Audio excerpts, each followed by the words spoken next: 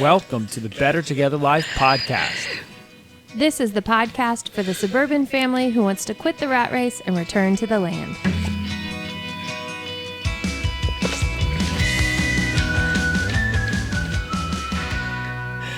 I don't know if you know that I'm now putting the thumbnail of you and us, like both of us, in the intro, like up in the corner so that they can see what you do and how excited you get. How would I know that until you told me right now? Did I say that you know that? Did you know that I do that? I don't think you know. Well, that's why I told you. I just told you that. Cool. So like, I don't think I have told you because you haven't seen it, because you haven't been on Abundance Plus and seen the video. I've been on Abundance Plus for other things. All right. Here's the explanation that you gave me before we sat down. Kelly, we need to finish a podcast that we began 2 weeks ago. Yeah, longer than that. All right. So this pickup is coming back to a podcast episode near you. Do we know the podcast number? No. Okay. So this is part 2 of Returning to the Land. Somewhere in between like 9 and 11. Yeah. So if you're just catching this one, we're on like the teens. What is it? If you're catching this one, come back to the first half and then you'll hear the rest of the story right here. And I think it's a really fun story, but I don't know if it's always fun to just tell it straight through. So I'm glad you got this in 2 parts. I think it's going to give you time to go grab a coffee or finish the dishes, whatever you're doing while listening. And we hope you enjoy the rest of the story. And now it's time for What's New on the Homestead.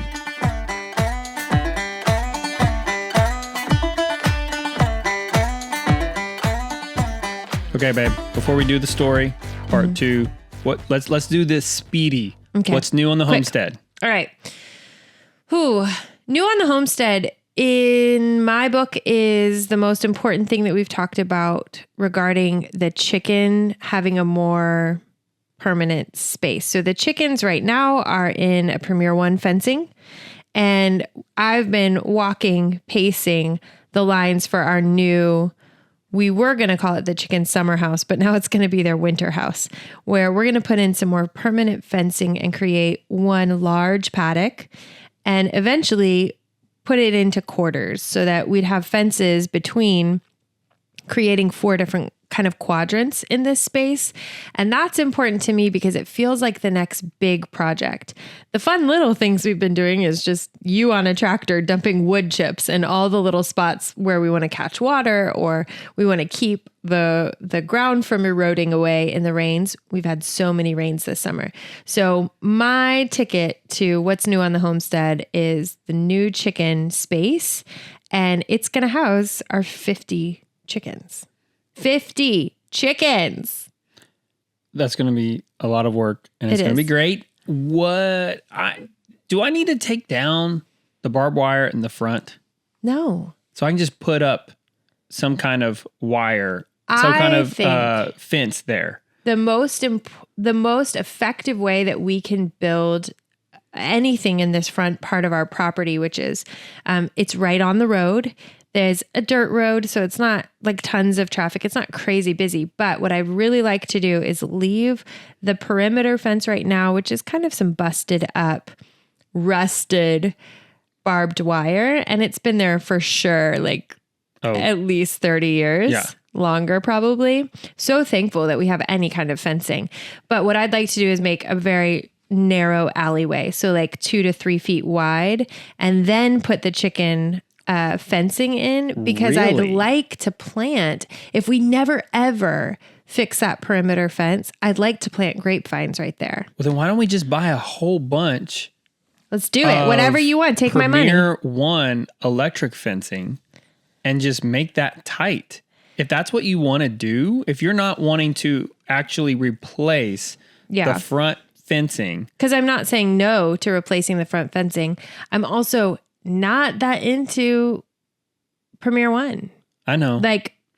I'm just not that into it. Plus, they've had so much back order on their product that at this time. They have the tall one is the one you're thinking of? They have the boring stuff. It's the shocker knot that they don't have. Well, I'm not against it, but I like the idea of creating a perimeter fence.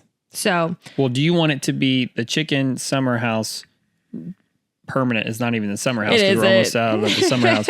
The chicken permanent space is what I'm at, because the whole point of that was it doesn't really make sense to do what you're doing. I'm sorry, like to do that alleyway, to invest that much money into that, we're adding so much edge to that it really is not going to make a lot of sense. So we could do permanent fencing for the other 3 sides. Yeah. And then for that fair. Way across, that we just do electric netting, whether we electrify it or not, but we can just do that until you really decide what we want. Yeah, I think that's good. What do you see the material being on those permanent sides? I would assume that it was just regular field fence, like sheep, goat, the squares. We have that. Horse fencing is similar to our cheap welded wire that's around the garden, because we just wanted to go cheap for that. But it's strong. So what? Okay, so it's like that same design, except it's woven wire. So you're suggesting for the chicken's actual spot. That's what's new on the homestead as we work all of this out with our audience right now. That's why it's fun. It is fun. That your suggestion is the same concept that we have on our garden, which is really just to keep like our chickens, our dogs, our children from going in and running rampant through the garden, which has been a huge success this year. That there is a stronger version of that fencing. No, that's horse fencing. We're not going to do that. It's horse fencing. Because it's more narrow? Is that the difference? Yeah, I don't know why horses need a super small space. I mean, it's a horse, but I just don't understand why they do that. You're saying small spacing. So let's describe this. Horse fencing is these rectangle space, like whole, whatever square, like it's a rectangle thing. So let's break this down. Most people, like I would think of fencing, privacy fencing, right? These like tall panels or planks that we see in the suburbs. The cedar planks. Or I would think of chain link fence. So this is different because why? Well, I would assume that chain link fence is going to be the most expensive of that, because it is so tight knit and just it's a lot of work to be able to do that. Seriously. I mean, Jack Spirko has his entire 3 acres is chain link. Wow. I don't know how. Yeah, I think that's one of the reasons why he bought it. Just is great for dogs. It was already there. Yeah. I mean, dogs can't get through there. Unless you had some of the pound puppies I had growing up. I mean, they can dig who under got it. out of they used to like lift up the chain link gate with their noses. Sure. They go under it. So then you have barbed wire, of course. Then you have sheep and goat fencing. That is, I don't know the difference really about the sheep and goat fencing versus field fence. Okay. I think they're very similar. That's just the squares. So that's, I think, what you like, that look, is you want the square. It's, if you're looking on the video, it's just, just normal squares. They're about like this big. And does it come on a roll? Yeah. Okay. Yeah. So we've used hog panels in the past. We've used cattle panels in the past for different projects around the property.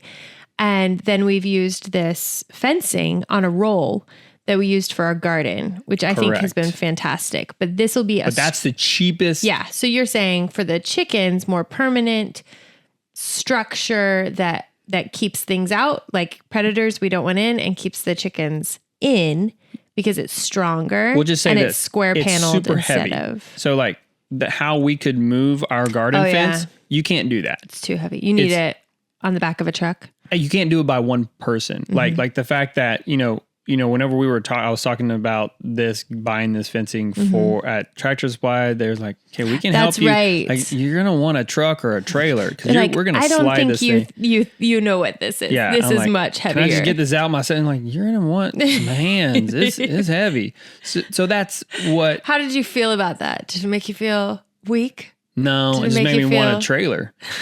Shout out. It just made me want to buy more things. Well, let's fast forward this. So one of the things I didn't think that I had one. I think a new thing for me on the homestead is our buddy Josh at Ganderflight. We're gonna be buying some stuff from him. Yeah, he's moving.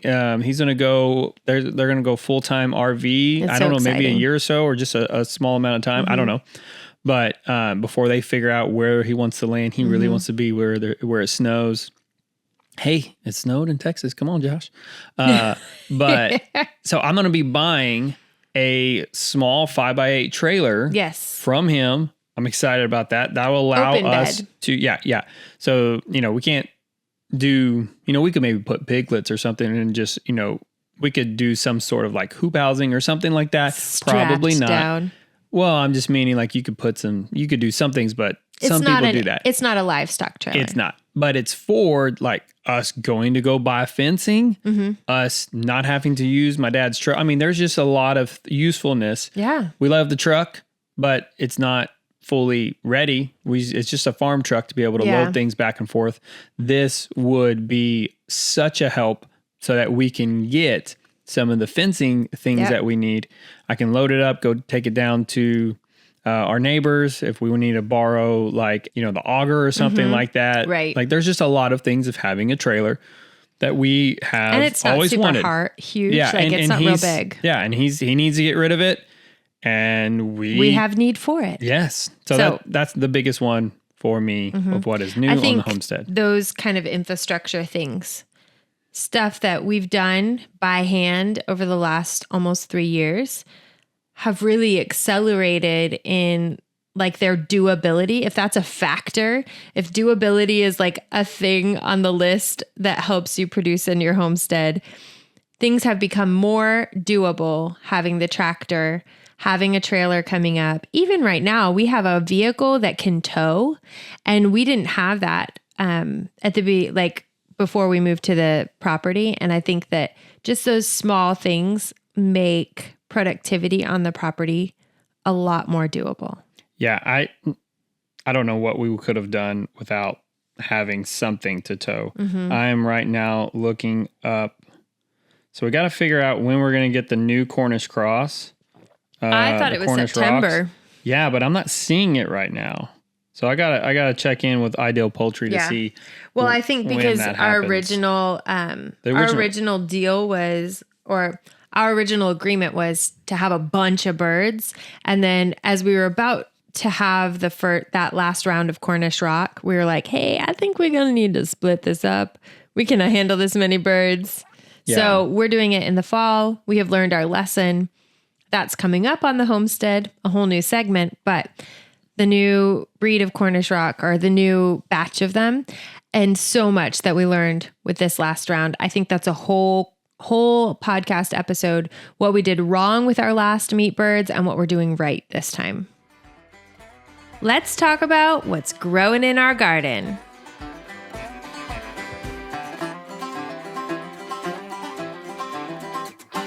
The loofah is popping off in the garden. The watermelon is dying off in the garden. But here is a cool way that God shows just his kindness toward us.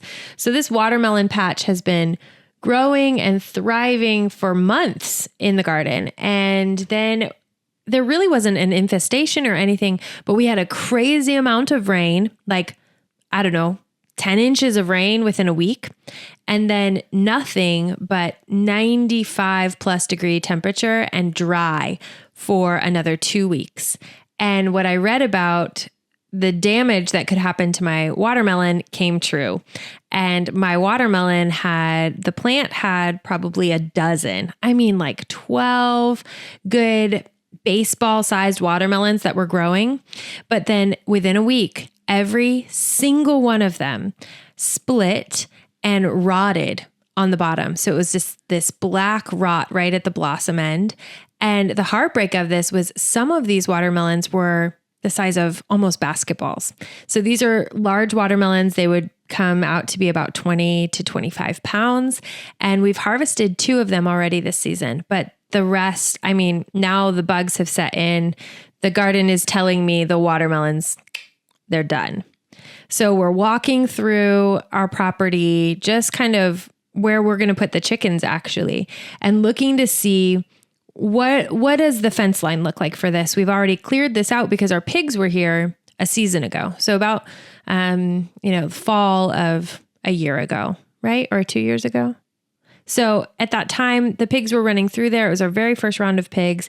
And after they moved from that space and we rotated them, we threw down seed. No, the pigs weren't 2 years ago. That was just last year. Last year, you're right. Well, I'm talking about the time they were in this one specific spot. I mean, maybe 14 months ago. Yeah. So just a little over a year. 16 max. So in this spot where we're going to be putting the chickens, it's been a while since the pigs have been there, but we noticed some cover crop was coming up that we'd sown, these beans, legumes that were just looking to be nitrogen fixers in this spot. So it's really cool as you start to rotate your animals that you have this chance to then follow up with seeds if this space is going to be fallow for a bit. Don't do it if your chickens are just going to scratch it up. But we knew we weren't putting chickens there right away. So we threw out some cover crop, and those beans, sure enough, are just popping up everywhere. We also had several mounds, very large mounds of wood chips placed in this same area. So if you can imagine this, it is wooded, but not densely wooded. It has probably about 30 feet from our property line toward the house, and then another, acre or two going the opposite direction. So we have a really good space here. It's very large. We've cleared the lines for where the fence will go because the pigs were there and we had fencing in for them. So as we're climbing up back to the garden, baby. We're climbing up to the top of these wood chips. We see the beans, but then we see something else and we think, is that a watermelon plant? And then as we're walking over the mound, because these are huge mounds, they're taller than me and I'm only 5 foot, but huge mounds. And I'm looking over and I see a watermelon the size of, I don't know, larger than our barred rock rooster, growing in the sticks, literal pile of sticks. This watermelon is growing through it. And then we look around a little bit further and there are 3 other watermelons growing right there over the wood chips. And I really think that this came from the pig poop. So 14 months ago, as pigs are running through here and we're feeding them watermelon rinds and giving them leftover watermelon that had just kind of not tasted as great as we wanted it to. And we did not plant any watermelon when we broadcast these seeds after they had moved on. So where my garden is totally failing, and I have tended that thing, I have loved on those plants, I have sung out in that garden, and I walk over a mound of wood chips to find just a sweet, sweet replacement for all the failure that happened in the garden. Or really not failure, but just seasonal shift in the garden. And there on the mound was watermelons. And that is what's happening in the garden.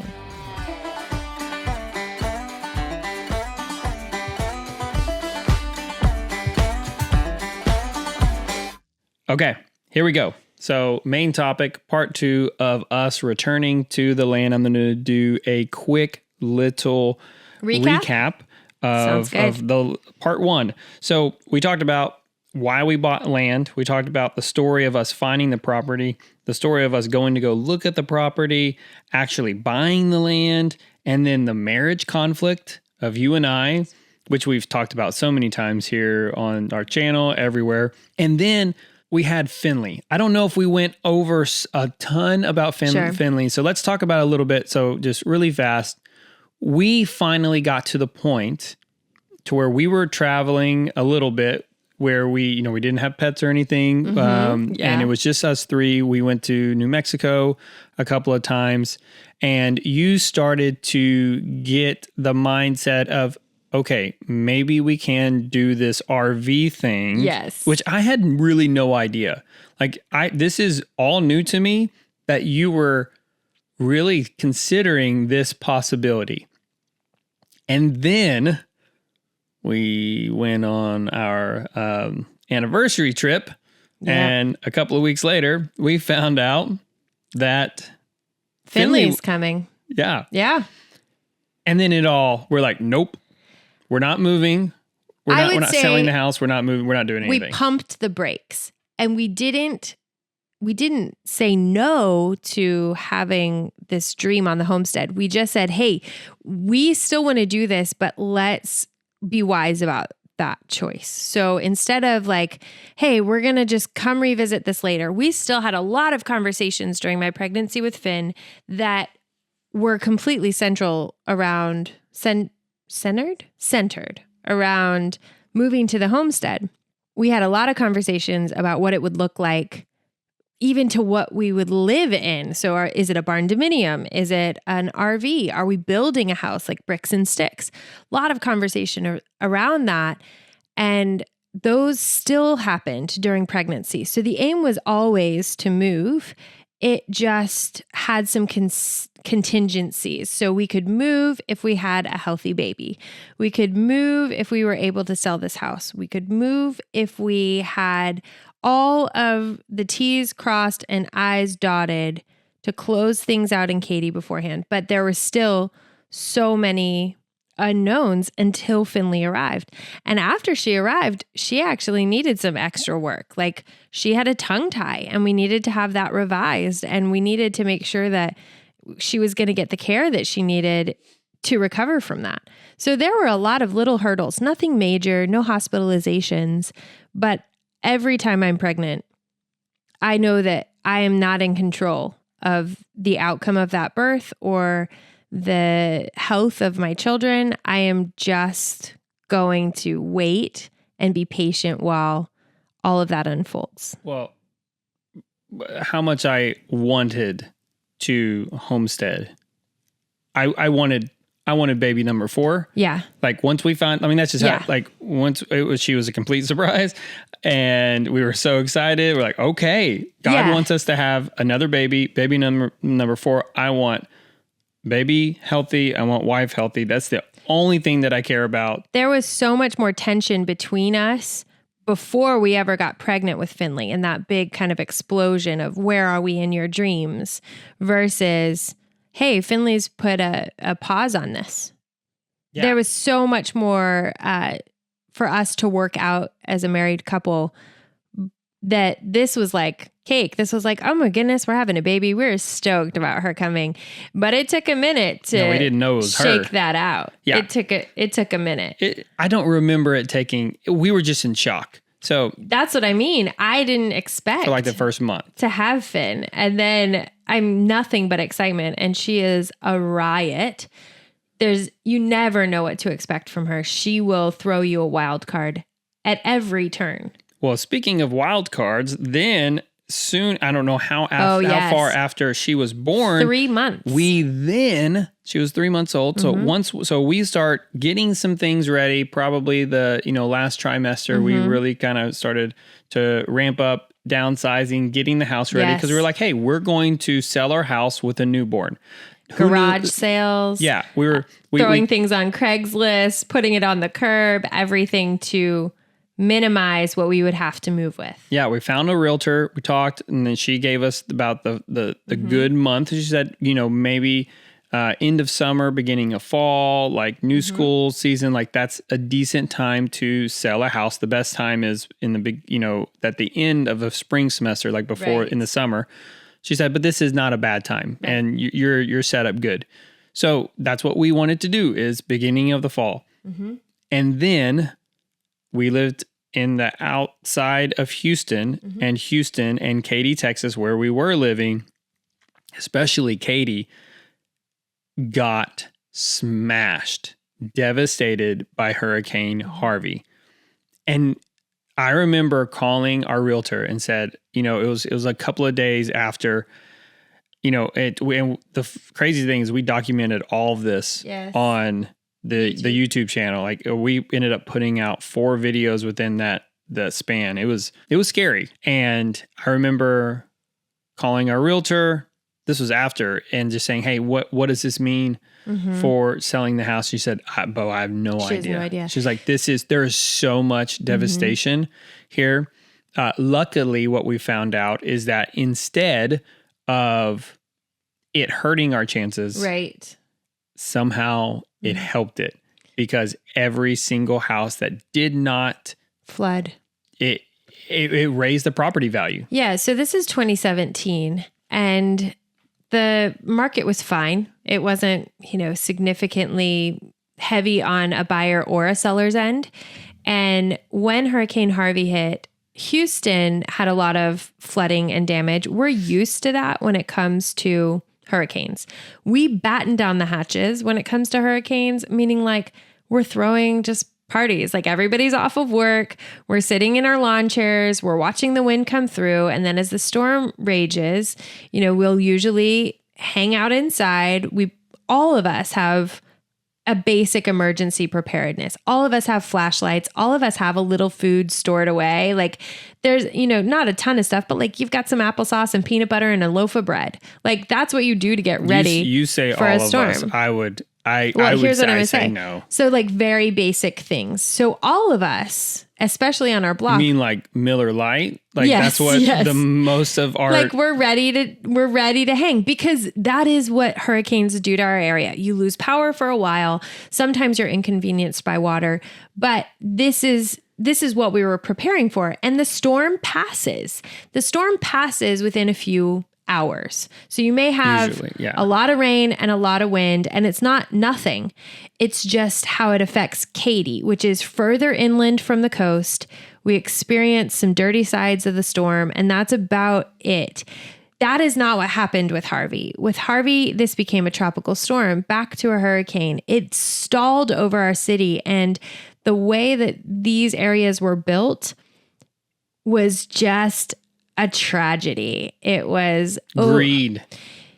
There's tons that you can learn about how this all went down, but it was absolutely tragic to the point that some of our friends had over 6 feet of water in their homes, and it was not because this storm flooded their house, but because their neighborhoods were flooded to prevent a break in the levee of the dam where our whole water reservoir is.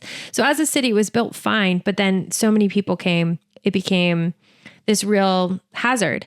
Praise the Lord that our home was not destroyed at this time. Our block did not flood, but literally around the corner, we're walking. doTERRA was so gracious to us. They sent truckloads full of these hygiene kits with some oils and some basic things like toothbrushes, washcloths, soap, that kind of stuff. And we could walk our neighborhood and just give these kits out to people because their entire house was on their front lawn. Their floors, their carpets, their appliances, refrigerators were floating through houses.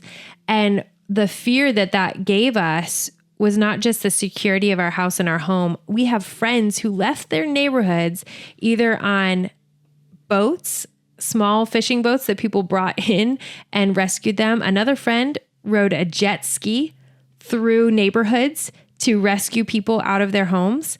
Other friends were carried away on giant military vehicles out of their neighborhood, and we were expecting that to happen to us.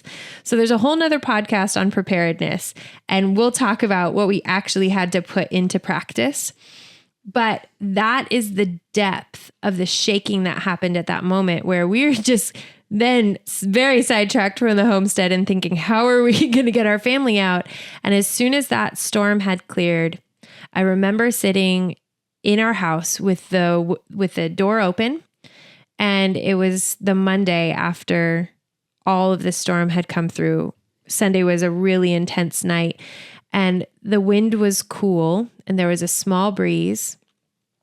The rain was still coming down, but very light. It was just almost like having a moment to not panic. That's really what it was. It wasn't even like a reflective moment. We were just, wow, I can exhale right now. And I had coffee. Actually, I think it was even in this same cup. I had coffee in my mug and just sat there thinking, okay, we're putting all our plans on the table, and God, you show us what to do next. That's when you called our realtor. She said, I can't tell you anything, but the houses that didn't flood were in higher demand because now these people whose homes were ruined were displaced. So the value of our home had gone up just because there were less houses and the demand was higher. To where everybody was scared of, I mean, So we did everything. You don't buy a house that is flooded in 100-year flood. Yeah. I mean, I'm sure that the market has recuperated and that some of those homes are being sold now, but nowhere to the value that it once was. I don't know if those values will ever come back. But so that's Harvey. It was big. Harvey was significant. And it allowed us to see how little people were prepared. Like you're saying, and I said Miller Lite like a joke. No, that's we fair. didn't have Miller Lite prepped. No. We did have some wine, but most of the people, they think of it as a party. Yeah. And whenever I went, and I have it on video on the channel of me driving the streets and seeing what it's like, and I saw the grocery store and the just lines. Well, no one could drive their 18-wheelers to get to the grocery store to deliver more.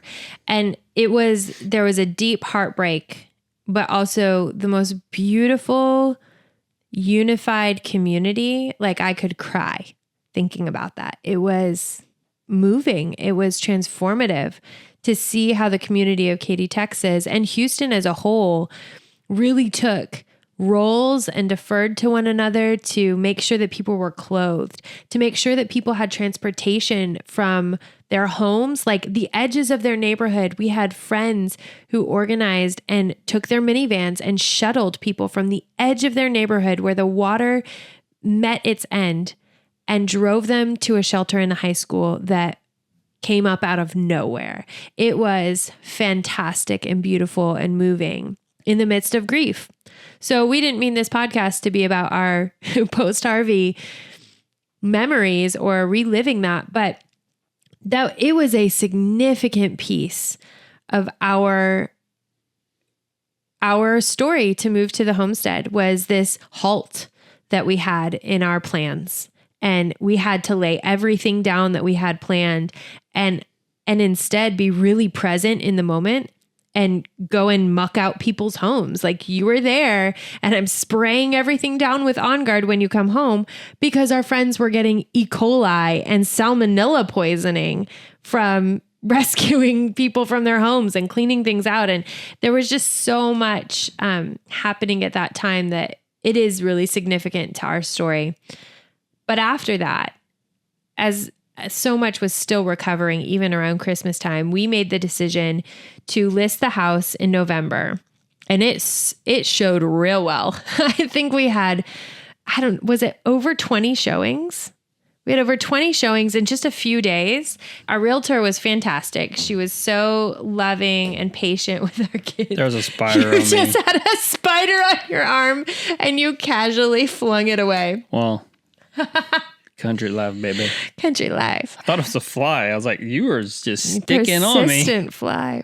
Our realtor was fantastic. She really knew the market. She was excellent in showing and got loads of people in our home. We had several offers. It was at one point people offering more than the other just so that they could get into our home. Through a series of unfortunate events, this did not get sold in November. I think it's too many details to share other than... No, you went through all the detail of the heart. Listen, you cried. I'm going to give my details. We had a buyer on the house to the point that they'd put in all their earnest money. They had their inspector come.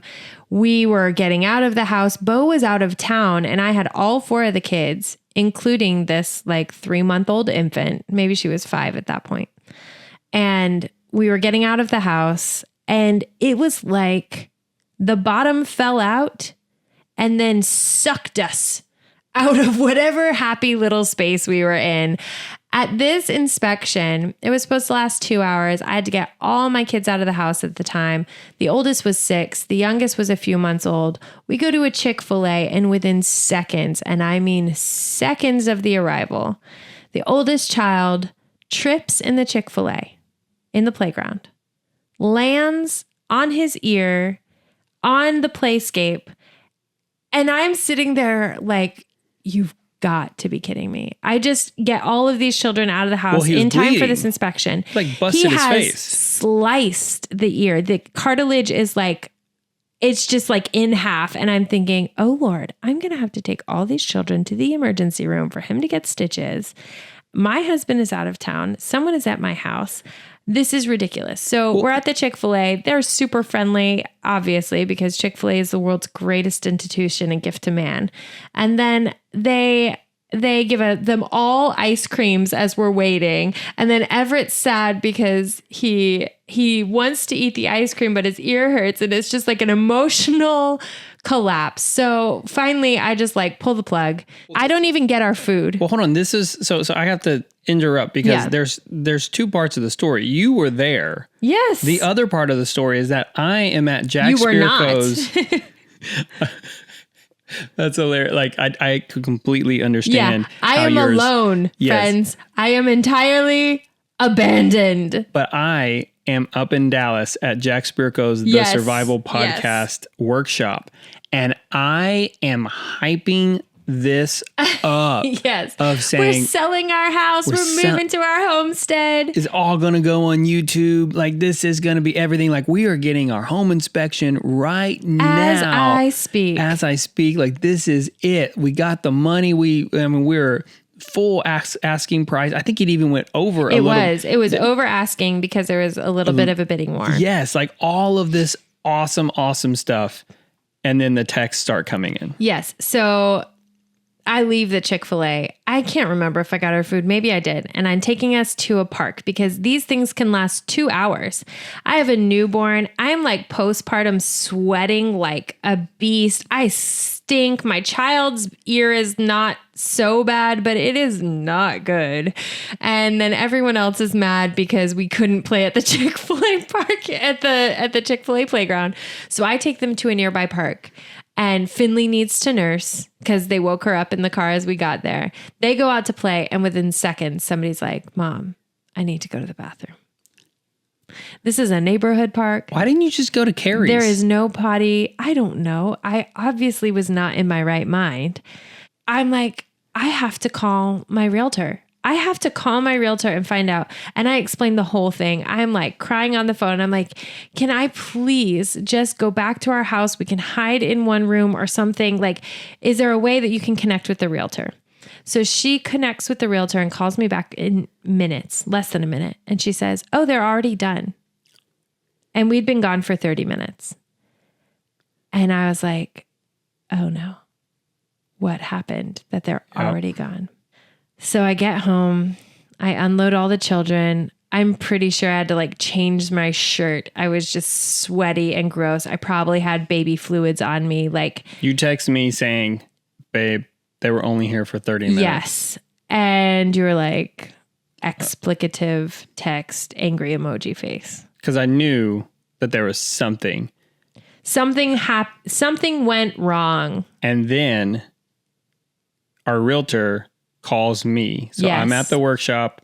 I'm like, all right. I think I probably texted her saying like, hey, I know that it went short. Mm-hmm. Just tell me whenever you're ready. Kelly's swamped. So just call me. Fill me in. And she basically said so the potential buyers, they recognized you. Yeah. Y'all go to the same church and they feel very, very bad and they want to explain it. But here's the thing. You cannot explain this. Because they say they want to send the inspection report because they want to prove that they're not bad people. Well, because they'd sent us this like emotional letter. Well, saying we know you and we see having Bible studies in this home. And I don't blame them. They had just lost their home to a flood. They lost their home to a flood. So they were very emotional. They were definitely Ross Perot buyers. That I know, we should have seen like, we're in, we're out. Nope, we're back again. Nope, I'm gone. Yeah, again. we should have just cut ties. Yeah, so for our own sanity. And they eventually, oh my God, this is the second one. Yeah. Remember we had a first buyer. A cash offer. We had a first buyer that was a loan offer. And their loan fell through. Yeah. We sold our house. Right. Yeah. So this was the second time that we were selling within our a house. month. And all of the inspections. Yeah. No, wait, the other one never made it to inspection, I don't think. This was a this might even have been a second inspection. But basically, what they ended up finding out, one, was that there was a major repair that needed to be done. Yes. And the inspector somehow found that needle in the haystack. And every time I tell somebody, every time like I've talked to an inspector, we actually had to hire an inspector under the table to be able to like find out what it was, because how it works at least in Texas is if you get an official inspector, all of that becomes public knowledge. Right. And so we had to like figure out how to do it without it being public record. Yeah, the inspection that fell through with these buyers, they walked through the house and they noticed a symptom of a problem. So we had to get someone in to diagnose what the actual problem was. And that was where we had someone who's an experienced inspector come not as an official inspector and just like say, hey, I would fix these lights. I would change these light switches. I would, change this hinge on the door. And then here's what I've diagnosed as a larger problem. So he was able to do that for us. He was actually really helpful on a lot of the small repairs that he was excited about it. He was like, can we take this apart? Cause I'm never allowed to do this. And basically we found out that there was a cracked pipe underneath the master tub. And so that thing needed to be repaired, and it somehow was overflowing through an overflow crack of the foundation. Like they make it so that this would, to do that. But there's no way that anybody would have ever, like the inspector that found it, he didn't even know what it was. No. So because you can only see the symptom of the problem. Right. So basically, long story short, they turned on all the water in the house. And then walked around the house while the water was flowing down the drains. All and we that's knew how they at that time, so we didn't know what the issue was until we hired a contractor to figure out what it was going on. But the information that the buyer got me was that there was water coming from the foundation. And then also, there was like two things. It was ridiculous. There was water coming from the foundation. I didn't know what to think of that. The second thing they said is everything in the house was crystal clean, perfectly clean. Yeah, because we paid somebody to clean it. And then we went to go look in the oven and it was dirty. Yes. And we thought, what else are they hiding? I was through the roof. I was like, someone had to come get me. I was outraged because we had made a lot of concession out of concern for this family's situation. We knew that they had just lost their home. They wrote us a letter talking about just how important this was to them. I was a worship leader at our church, and it wasn't a huge church, but it was a large church. And they kind of took that like distance. We still don't know to this day who we are. And it's probably a mercy that we don't. Well, we don't know who they are. Right. But they kind of manipulated that in a letter form. And I really do want to give them the benefit of the doubt that it was just very emotional for them, and they had a heart's desire to have a home. And who doesn't feel that way? Who doesn't feel like they just want a home? They had PTSD from losing their house in a flood. And absolutely. I don't know how they got out from underneath their flood, I don't know. The house, So anyway, that killed it. It was done. It was straight up dead. There was no pulse on that. So our realtor said, so what do you want to do? And I said, I'm done. Nope. I was like, we're taking it off the market. And we talked to her and we counseled. She said, we're going into the low season of this. It's just before Thanksgiving, just before Christmas, just before New Year's. You will be more stressed to keep this on the market and have random showings from probably less committed buyers than if you wait until the new year. So we took it off the market and we were going to put it back on in, May. Yeah, I think it was like late April we were eager. We were really eager to get it back on the market in the spring, but we made an intentional decision to enjoy the time that we had in our home and with our friends and not be rushed. Well, you started calling it our goodbye season. Yeah. Or maybe we did that prior. No. We did not. Really? So we were because of Harvey and because of Finley and Harvey, we didn't have that.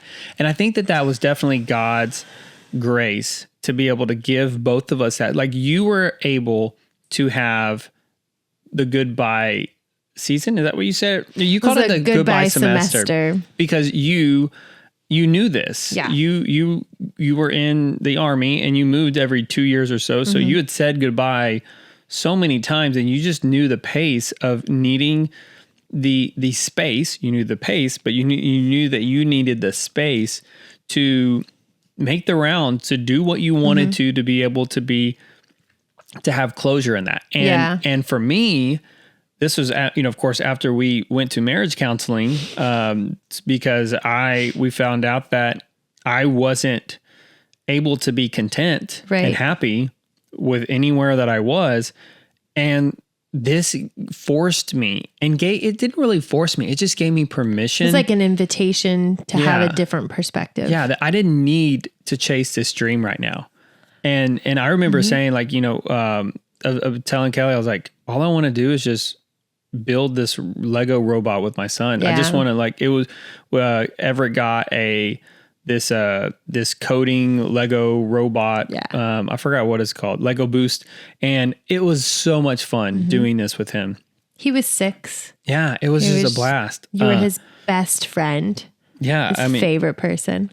We did not make a whole lot of videos during this time. We kind of shut that down. We did breed the rabbits, and I remember I called it, I kind of took advantage of Lilac, our doe, and I did anger breeding with her in terms of, I was so mad. I was like, I just want to go breed my rabbits. And Kel was like, okay. I was like, is this a good emotional state? I'm like, yep. But what was good was she was ready to be bred. And they're always ready. Well, and then we got to watch her have these babies, and we were able to share those bunnies with other people and really cut our teeth on a very simple homestead practice without sort of the urgency. Like, we've got to learn this before we get out there. Everything slowed down. Everything became more of a savoring than a rush. It gave our kids a gift of time and us a chance to say goodbye to things that had really been formative for us. I mean, we got married there. We had our babies there. We watched them walk there. So many things that are really not stuck. Branded in your mind. That's how significant that season was for us leading up to the move.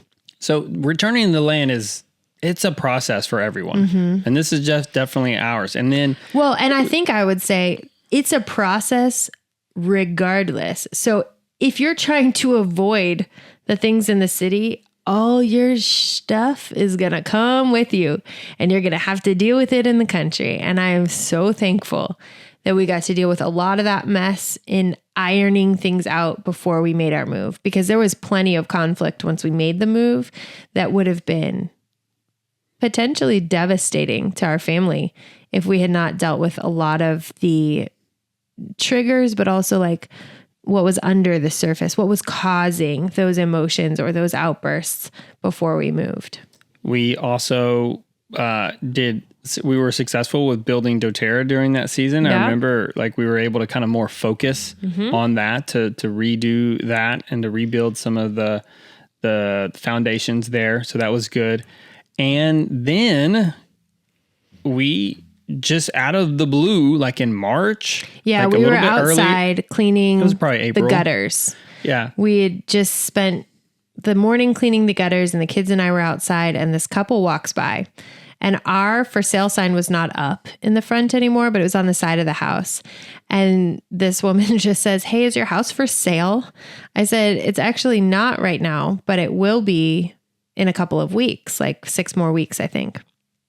And she said, "Oh, we're looking for a house. We'd like to look at your house." And I said, "Well," and got smart, "here is the number for my realtor. She would love to talk with you about it." See, I'll say that now that I've done it, I'm like, I could have done it myself. I know.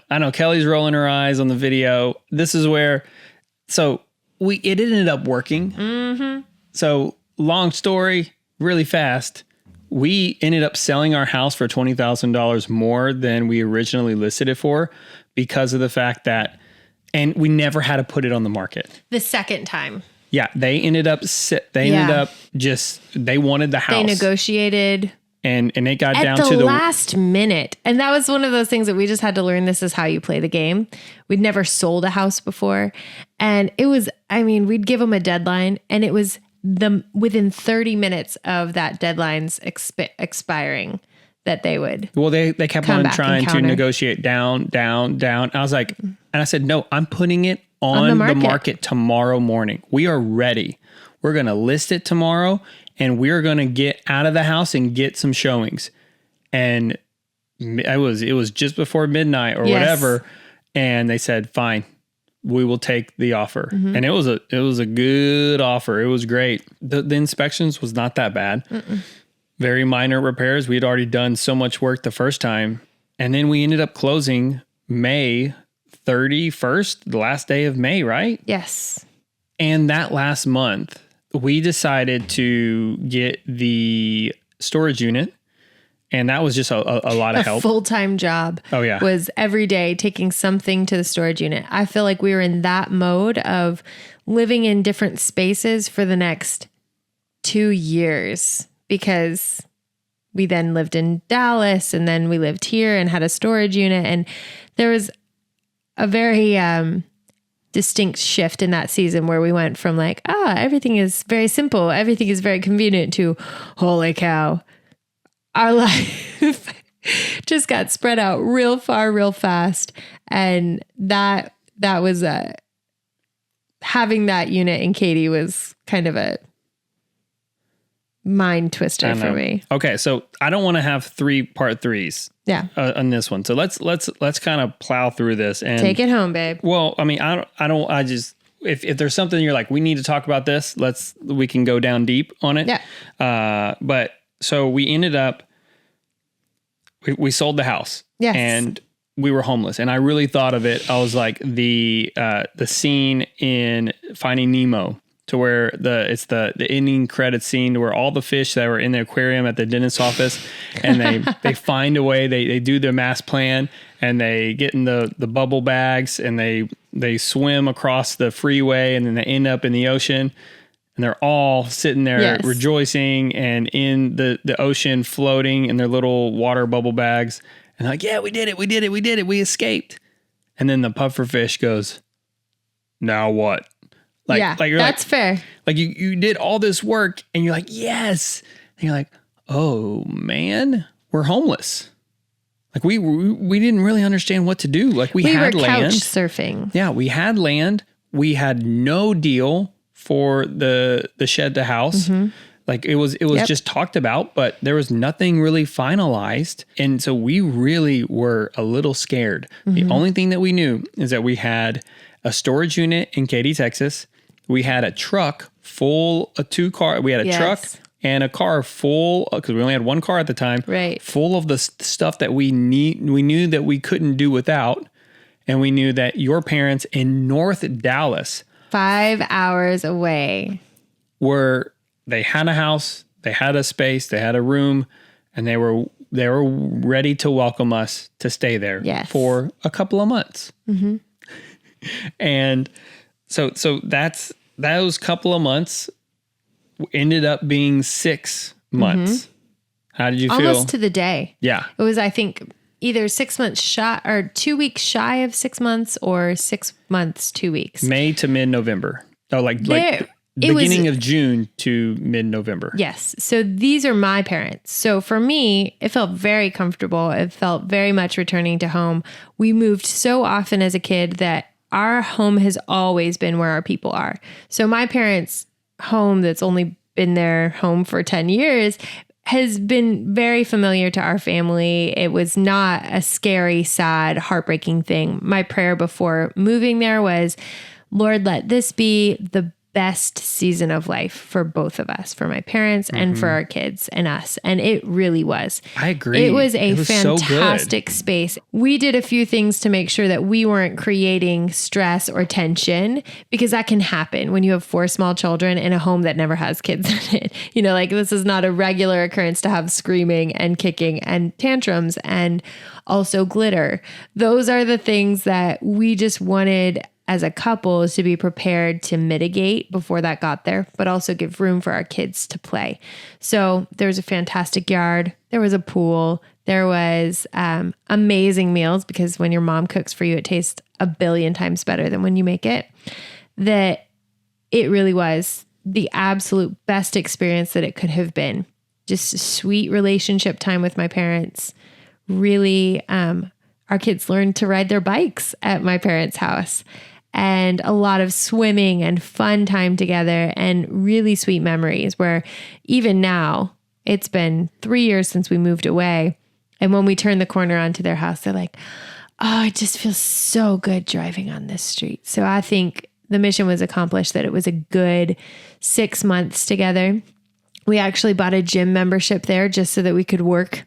We would send our kids to the childcare for 2 hours. For probably, what was it, like 2-3 months? Yeah. Did we ever work out once? No, I didn't even, like at one point I just started wearing jeans. I was like, can we not pretend that I'm actually going to go up to this cardio room? Because I'm not. Did we even, like, we never even walked around? I mean, I'm sure you did. Did they have a pool? They had everything, but we didn't go to the pool. Because we had a pool at your parents'. Yeah. Yeah. It was, we did not. Well, it was the best way to get a babysitter for our kids. And the best way for us to get work done. It was actually more cost effective to do this than otherwise. And it was a gym that we'd had in Katy. So there was no big deal to be like, oh my gosh, we're signing up for a gym. But it was hilarious. Like, no, I have zero intention of working out. No. I am definitely not even walking up the stairs to get to the workout equipment. Yeah. Hey, if there's a Lifetime Fitness, that's the gym down here in Texas, and you just need office hours, you need a babysitter. Highly recommend it. It is the cheapest babysitter that you can get. So great. Because you can get them every single day. Yep, for 2 hours. For 2 hours. I think you can even get them like if you can get 4 hours if you come twice a day. I think they're allowed to come twice. Yeah. But that was the full 6 months. Tell me about the 6 weeks that I was not there and I was living in the wooden box. While you were down at the shed, we had a stomach bug. We had lots of little things, just like emotional behavior. Up? I didn't. The kids all did. Okay. And then like Ella threw up.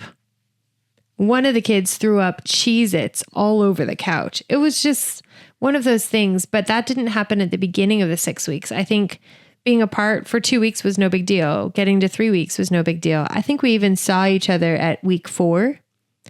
And then I took all the kids back up to Dallas. But those last 2 weeks was like as if we had been burning the candle at both ends. And then we got to the middle of the candle and I was burnt out. You came to see the house and to stay. Yes. I forgot why we ended up doing that. I think we just needed to see each other.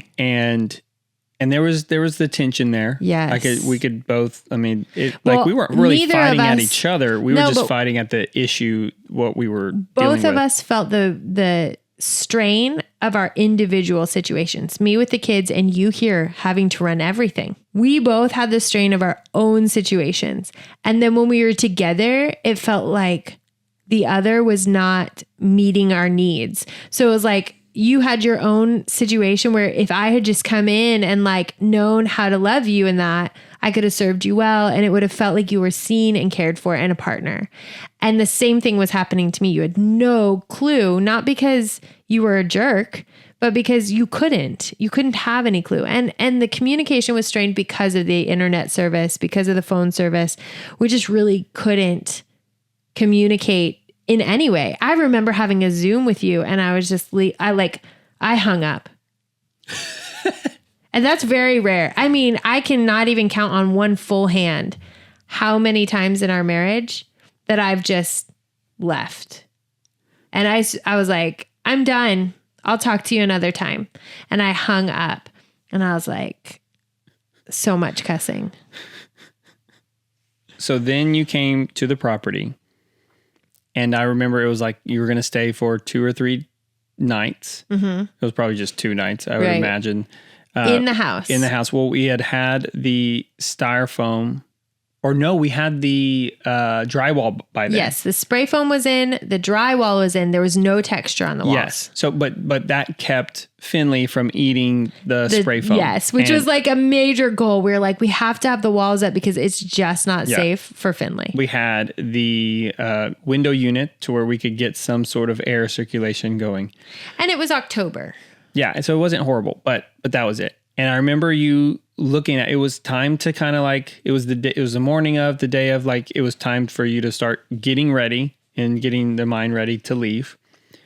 And you just looked at me and you said, "The boys are staying." Yep. And I was like, what? Yep. Oh, I think I was like, I don't even think I said what. I was like, Okay. You're like, this was not even a question. You just said it. And I'm not going to argue. Yeah. We had a little 2-tier, like a bunk bed, a cot bunk bed. I don't know if that's a good description, but it's bunk beds made out of cots.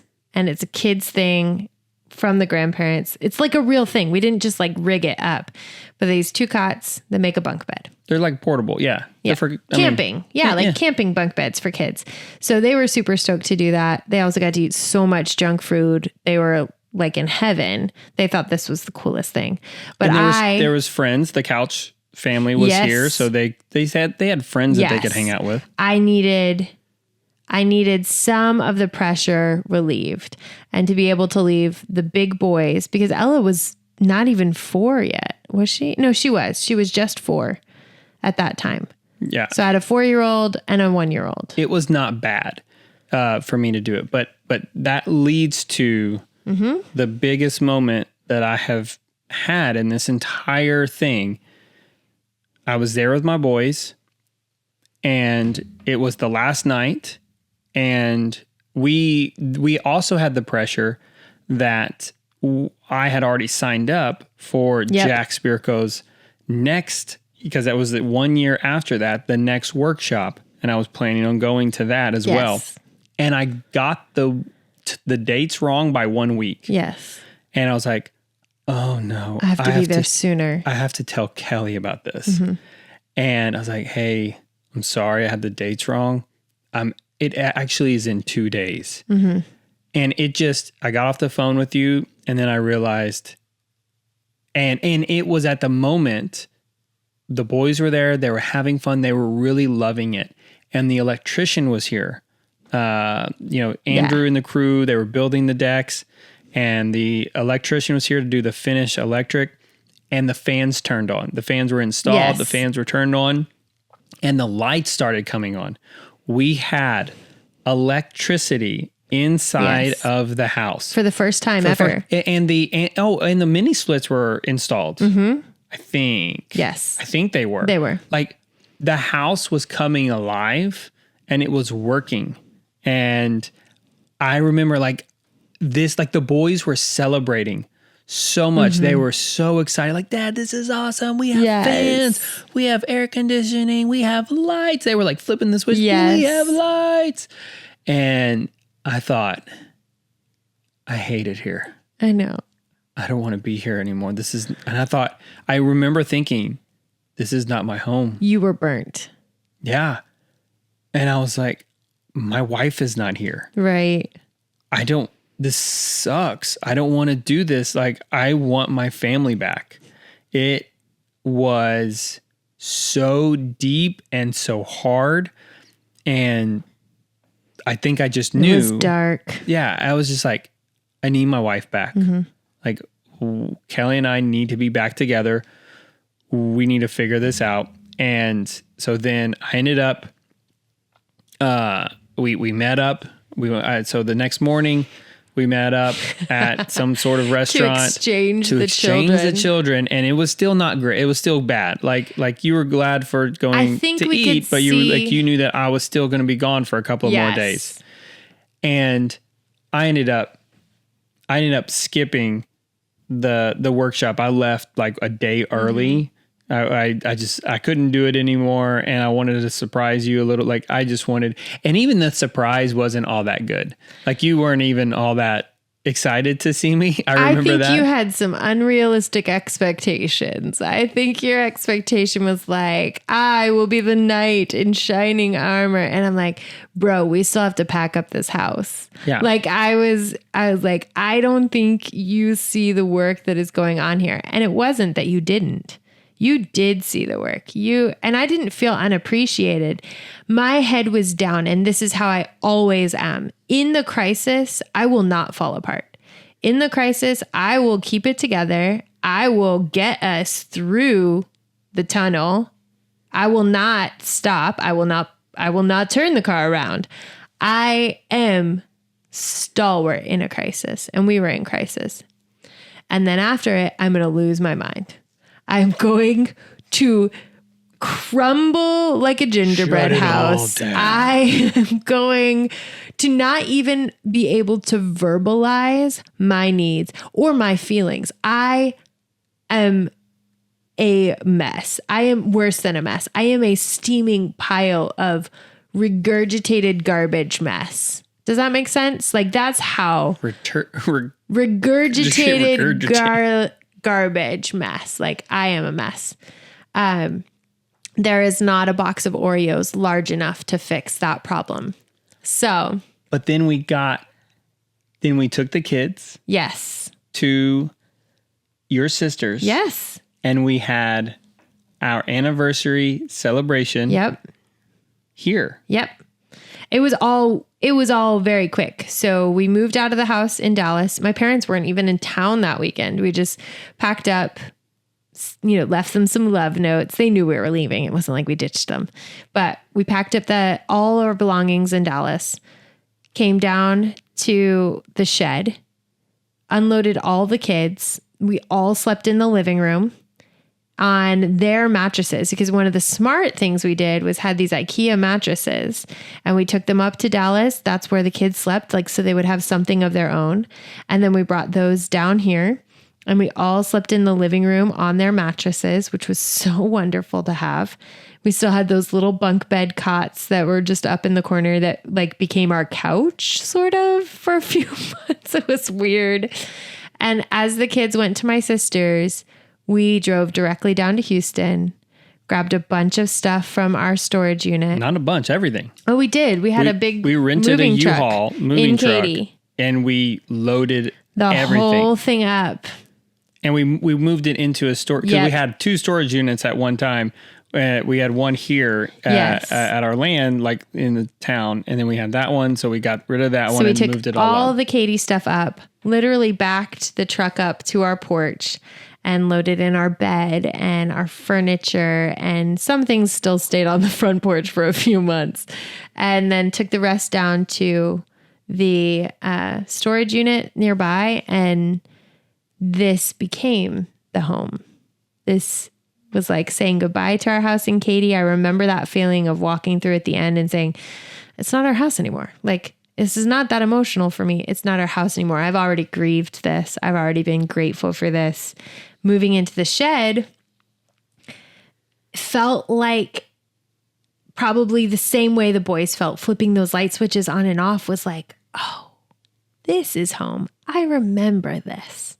I remember what it feels like to have a home and kind of, mark it up yourself. This is where the furniture goes. Here's where I keep my dishes in this drawer. This is my bedroom, my bathroom, things that feel like you again.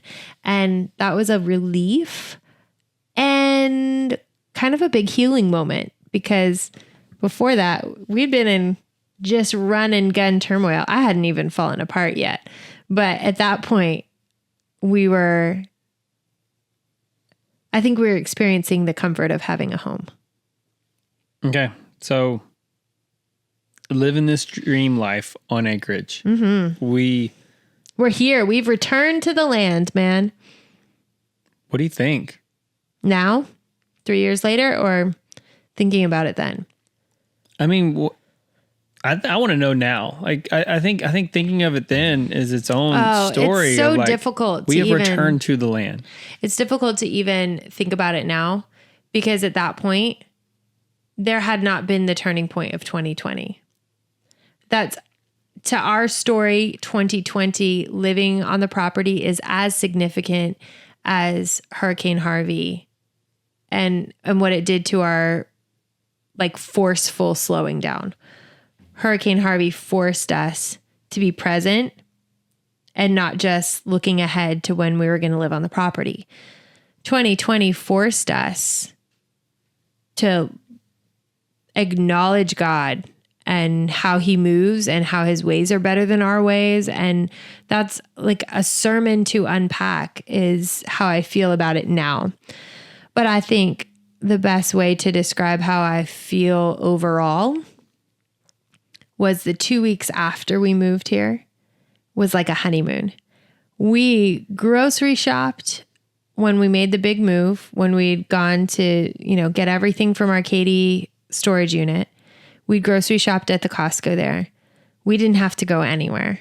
We brought our refrigerator. We plugged in the refrigerator because we'd been living out of a Yeti cooler for months, just trying to revive it every day with ice.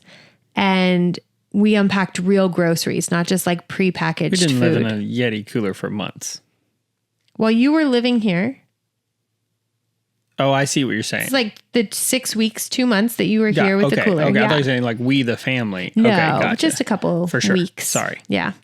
And those 2 weeks were an invitation to just be here, to hear the trees and the wind that blew through the leaves and walk the property and get to know it like the back of our hand. That was 2 weeks of being something that you never do. Like you are not a practice person at appreciating what's going on right around you. You're always eager for what is to come. And this was a time where all of us were very content to be a family together, to be on this property and realize the dream, not even experiencing the full depth of what that could mean. There were no animals here. There was no garden here. We barely had, the deck on the outside of our house. Like this was not fancy bells and whistles. We had not arrived at our, present moment of glory. We had just survived and accomplished something amazing. And then we're able to enjoy it. And I think that's fantastic. If you like this episode, then you can find us at our YouTube channel, Better Together Life, or Bo is on Instagram at Better Together Life, and I'm on Instagram, Kelly, at Better Together Wife.